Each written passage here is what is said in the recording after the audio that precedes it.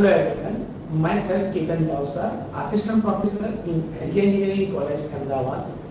In today's session, we discuss about dynamic logic circuit. Now, before this chapter, we have to know the combinational circuit and sequential circuit, because in terms of the dynamic circuit, we're talking about different types of combination. It can be generated with help of the PMOS and NMOS. In the previous session, we already discussed about the different types of flip-flop and its practical use and its application. Now, we go ahead and we discuss about a dynamic logic circuit. Now, what is dynamic logic circuit? The first of all, the question arises in our mind. Dynamic logic is a temporary circuit, or we can say that a temporary logic. The output level remain valid only on certain period of time. Means we can say that it is a temporary solution, as we can say that it is one type of temporary variations in the circuit, or temporary variation in logic families, or any type of the circuits, as we're talking about the combination of PMOS and NMOS, or we can say that it designed with help of the CMOS family. Static logic remains its output level as long as power is applied. So as you know, if we apply a certain amount of voltage, so it remains same as we applied a certain type of voltage. So we can say that the certain voltage that we are applying. Dynamic logic is normally done with the charging circuit and selectively discharge the capacitance coil. Means when we're talking about a dynamic logic circuit, that we're talking about the effect of the capacitance. It can be a charge and discharge simply. As you know, the discharging the clock during the charge the capacitance is called as a discharge, and evaluate the clock to discharge the capacitance depending on the condition of the logic inputs. Similarly, if you want to increase the value of capacitance, if you want to decrease the value of capacitance, it totally depends on the logic circuit that you are using or you are applying. Now, there are the few advantages in dynamic logic circuit as compared to sequential and combination, as you can see. Avoid a duplicating logic devices as both N tree and P tree as in standard CMOS. So we can design a certain type of logic gates with help of NMOS and PMOS logic gates. Typically can be used in very high performance applications. Very simple sequential memory circuits emulated to synchronous logic. High density achieved as compared to the other type of logic circuits. Consume less power consumption as compared to the sequential family, because in terms of the sequential family we have to apply the certain types of clock pulses during a cycling time, or we can say that during a specific amount of time that the circuit is going on in terms of either rising edge or falling edge. Now, as you know, every circuit have two types, like some of the good point and some of the bad points. So now we're talking about the disadvantages. So problems with the clock synchronization and timing design is more difficult as compared to the existing one. Now we go ahead with the first topic in dynamic logic circuit. Is called as a pass transistor. Now what is pass transistor? As you can see, you can identify with the certain example. As you can see, we are taking one transistor. It's an MP transistor. Is that we provide the rising edge of the clock, connect the capacitance CX, and then we connect with the gate of the next transistor. And V is the input supply that we are applying. The pass transistor MP is an NMOS device, but could also be implemented with help of the transmission gate. Cx is represent the equivalent capacitance of the input gate of the second NMOS devices, as well as the PN junction capacitance of MP's drain to the source terminal. So as you can see, it's a connection of the pass transistor. When the clock goes high, the MP is turned on. MP is turned on and allow the input voltage V to be placed on capacitor Cx. V could be a logic 1 and it can be a logic 0, because in terms of the digital circuit, either we are applying the rising edge of the pulse or falling edge of the pulse. When the clock goes low, the MP is turned off and trapping the charge on Cx. Now the operation start from 1 to 0 or 0 to 1, that which type of the clock pulse that we are exactly applying to the input terminal. So as you can see, we are applying the input V, means we are applying the value high, clock pulse with the connection of the transistors and capacitance Cx. If the V is high, means we can say that it's a VOH, that we already see in chapter number 4, means VOH is equal to output high.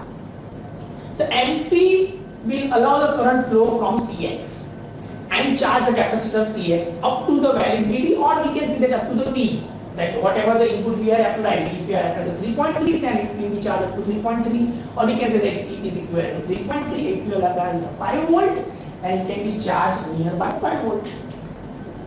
If V is low, means V is low in terms of the digital, we are considering it's a 0, this is ground.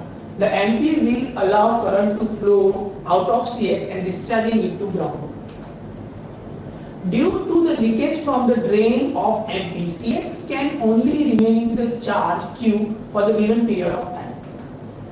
If the MP is NMOS, the Cx will charge to ground, and if MP is PMOS, then Cx will discharge to VDD, because ultimately we are talking about a 0 and 1, because PMOS is charged, or it will work on active low, and NMOS will work on active high. If MP is in transmission gate, the Cx could discharge in either direction. So as you can see, in terms of the direction, when we are talking about as a transmission gate based concept, and you apply the V is equal to 0 for the LP transistor and the rising rate of clock pulse. Dynamic bootstrapping. Now we are talking about the next topic, and it is very useful topic for the exam point of view also. What exactly the dynamic bootstrapping technique is? When we are talking about the dynamic bootstrapping technique, ultimately we are discussing about the threshold voltage limitation and how we can remove the threshold voltage limitation and we achieve the maximum, or how we achieve the maximum value in terms of the input side if we are not changing, or we can say that it will not occupy, or we can say that it will not consume by the transistors. Now, bootstrapping is a technique that is sometimes used to charge the transistor gate to the voltage higher than the VDD, where the transistor has to drive the line to the full VDD. Means if you want to achieve the full VDD, then it is possible only when you apply a certain amount of voltage to the circuit.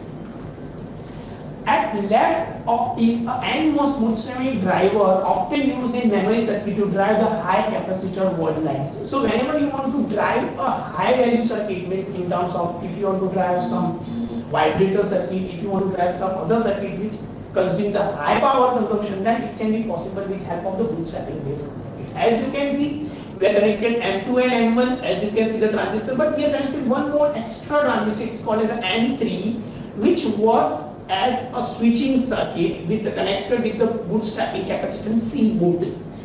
And here also one capacitor is connected, it's called as a C out.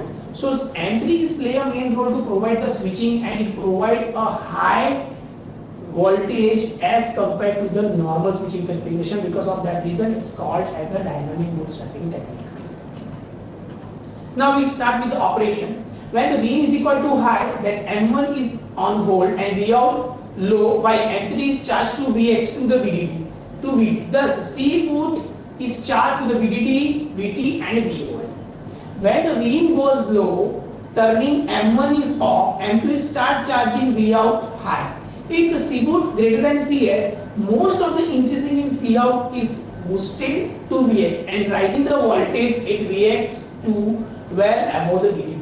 So when we are talking about the operation of the bootstrapping based concept, ultimately we are talking about the M1, M2 and M3.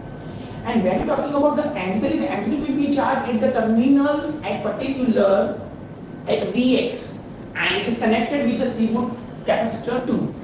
So when the V goes low, the transistor M1 is turned off and M2 is start charging and V out goes to high. If C boot is greater than Cs, the most of the increasing in V out is booted to Vx and rising the voltage at Vx to high as VDD. So as you can see, it's simple connections of the transistor. It is connected to the M1. As you can see, we are connected with the capacitance C boot, and it is upcoming, or we can say that next generation circuit that it gives you a maximum input voltages to the switching side, or we can say that the right hand side of the circuit if the transistor will consume some amount of threshold voltage. So this circuit is helpful for overcoming, or we can say that this circuit is useful for overcoming a threshold voltage limitations, and it play a main role. It is desired to obtain the Vx is greater than VDD plus Vt in order to keep M2 is linear to allow Vout be charged fully to VDD. So this circuit is play a main role to charge your circuit VDD fully. The parasitic capacitance C is bleed sum of the charge of C boot in limiting the maximum voltage on Vx. So charging the coupled circuit or coupling equations. As a left, C boot is implemented with a transistor having the source is drained to drain terminal. So basically when we are talking about the capacitors, then ultimately we are talking about a specific capacitors and its connection establishment. See, the main objective of this circuit is that to overcome the threshold voltage limitations in the transistor side, right? So here what exactly we did, we add one more extra transistor to play a main role in circuit. And this transistor is used as a switching devices to provide the full VDD to the output side, right? So it play a main role in practical applications too. Really, when we talking about the different types of logic family and we discuss about the different types of dynamic logic circuit, each and every dynamic circuit is play a main role to improving the quality of circuit, to improving the performance of the circuit, to improve the size complexity. It take a minimum amount of size so we can add more transistor, and as for the more as well, if you increasing more and more transistor, then ultimately you are getting the better output as compared to the existing system. Because if you are increasing more transistor, then your performance of the chip will be increased. Fine. So I hope that you are getting the idea about the different types of switching configurations, right? And different types of dynamic logic circuits. If you have a still any doubt, then you can tell me or you can contact me on my email ID. So thank you for watching.